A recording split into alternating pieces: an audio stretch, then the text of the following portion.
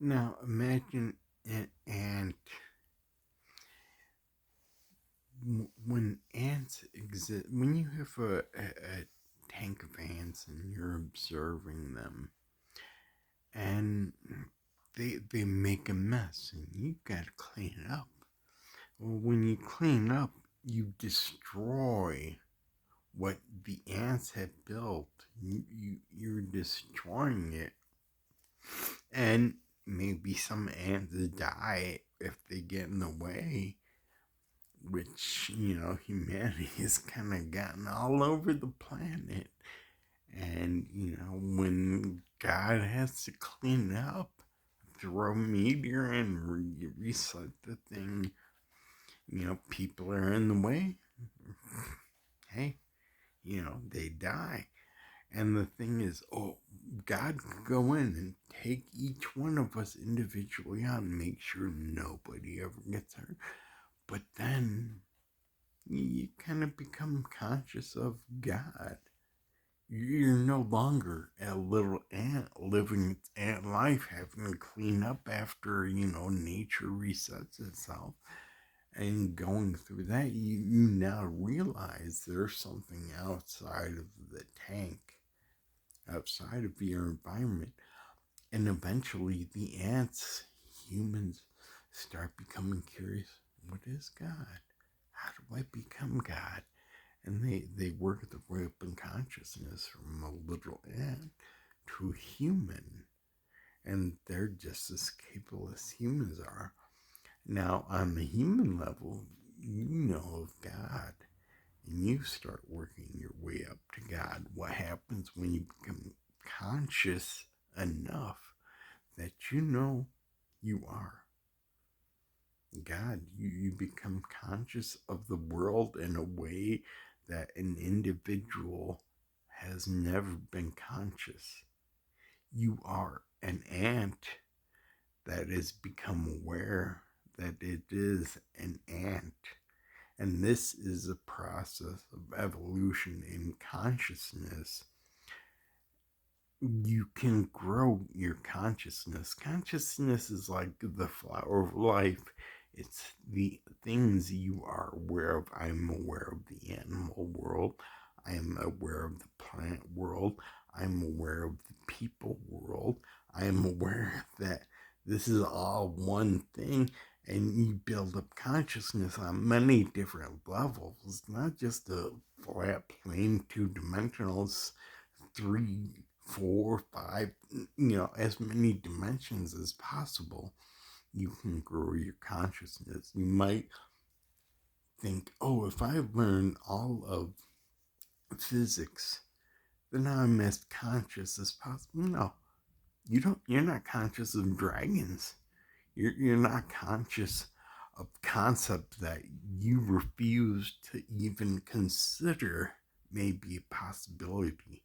And if this is an infinite universe, then you're only limited by your own ideas of possibility. You're only conscious of things you choose to be conscious of, and things that you're not consciously aware of accepting. You build cognitive dissonance, and your mind will filter those out as aberrant things, as things that are, that's just a crack in reality. And I've explained it physically in this way with the mathematical proof of why it is. But the reason it exists like that is because you refuse to believe in the possibilities of what it may be. And so you are limiting your own conscious awareness of possibilities, and you're limiting yourself to probability instead of being endless possibilities. The only what you consider as probable is allowed within your vision. Everything else you create an explanation for. And the thing is, what is the exact opposite of what you think it is. And that is a a distortion in reality that's portrayed by your conscious filters. See, we are all consciousness. But what the ego thinks it is a bubble, is perceptive filters. You're filtering out stuff and viewing that as an individual. But you can become conscious of that fact and then understand that you are filtering things, and that when you allow those conscious filters to drop, you start being aware of other things, and it builds exponentially in all directions. But consciously, humanity were like ants. We had our own individual lives. We had our own individual things.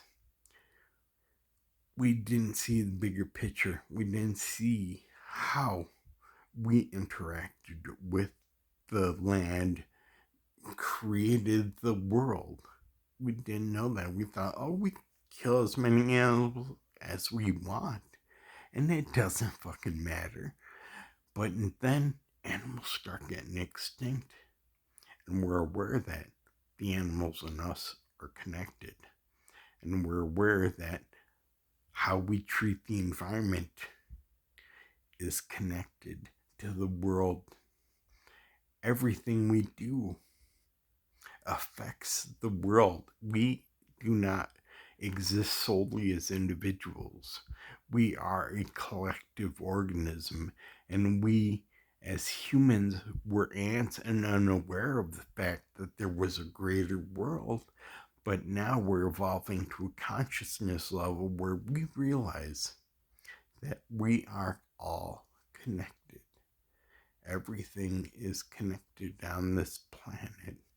And if you make the logical leap, everything we do on this planet affects the universe, and vice versa.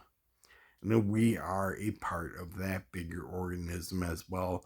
And as we learn to think on that level, we become conscious on that level, and we become connected with the other consciousnesses that exist on other planets as well. We're on the same level, and we can speak to each other.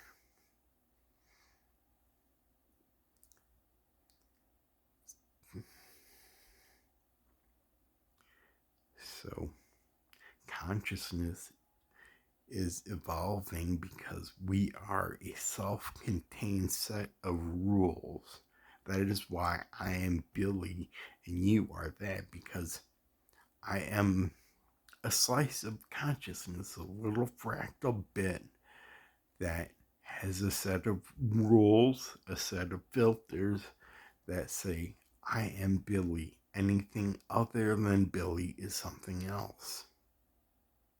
It is not me, but that is a conscious choice. And once we become aware of that, then you kind of step back and you're looking through a little silhouette, but you can look over and see everything. It's like viewing things from a higher dimension. It's like you have your three-dimensional view that you can look through and say, I'm three-dimensional. But then you can pull down the filter and see everything on the board.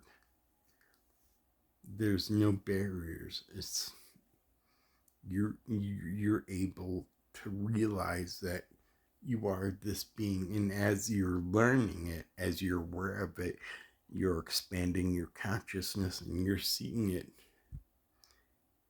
from a larger picture. And you realize, I'm not the body. I am a perceptive filter that thinks it's a body. But what I am is a thing that's watching this. It is just kind of down looking through a microscope, you're not what you see in the microscope. You're not that perspective. You're the being that's looking in the microscope. You're just so involved in the view within the microscope, you forget you're the being looking in the microscope. You're not the microscope view. Does that make sense?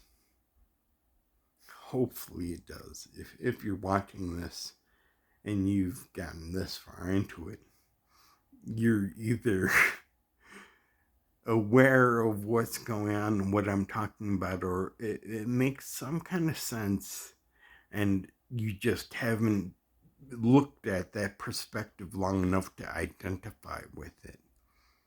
Because we all get those glimpses from a higher perspective.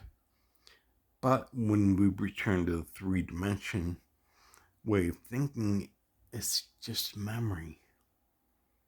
But you know you've been there. So it allows you to view that memory from that perspective even more. And then eventually you're not just going to be looking at the memory, you're going to be looking at the actual event during, before, and after. Because time is another infinite perspective that we also filter through. And I'm not going to pretend that I'm doing it consciously. I do have glimpses and I have memories, and those memories I solidify into crystal thought pathways, consciousness pathways that are become second nature. And as we experience these build up like memories, and the pathways get used more often, and they become more solid and more crystal, and then we're able to see those things naturally. So, but the attachment we have to this body is the ego filter. It is the lens we're looking through. Our ego colors our perception, and as we let go of the idea of what we think we are, we become more of what we are.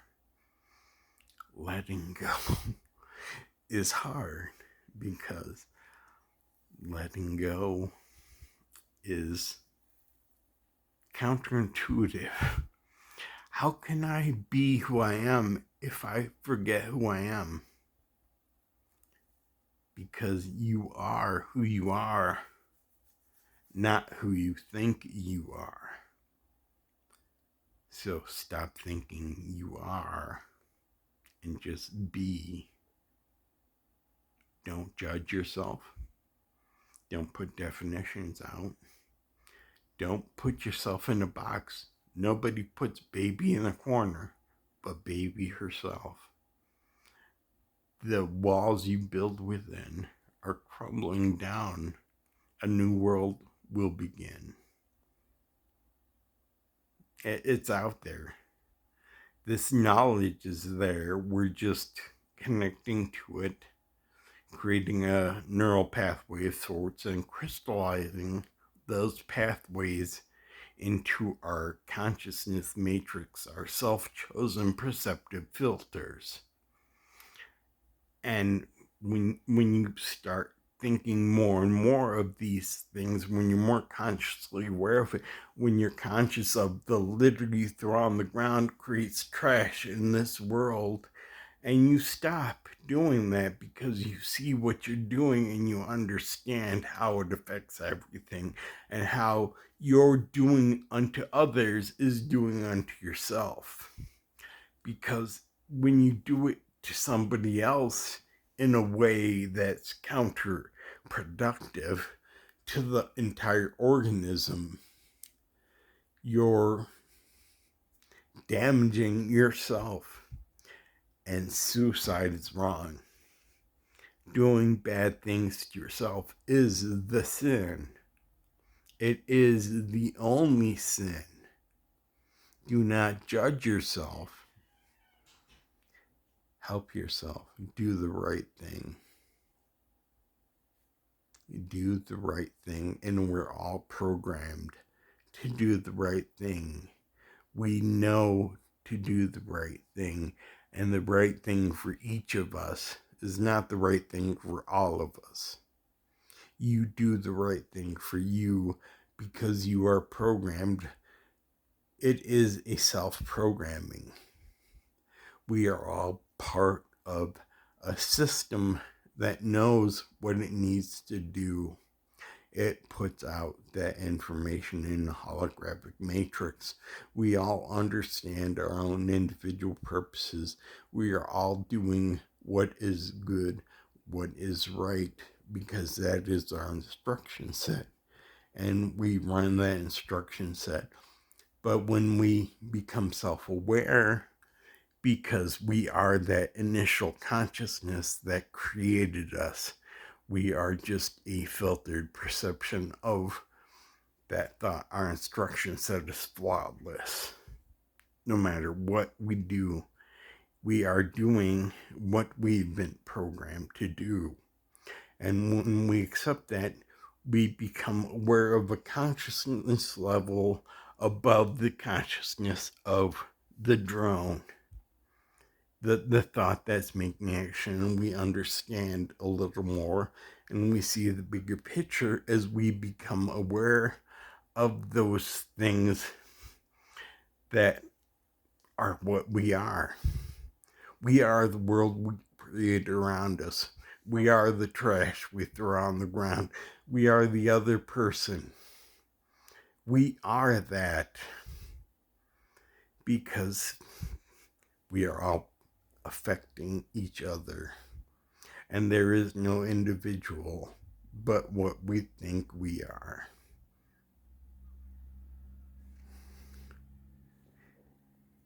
I hope you don't have to be a philosophist to understand what I just said. It has been said by those who have ascended this conscious realm. Jesus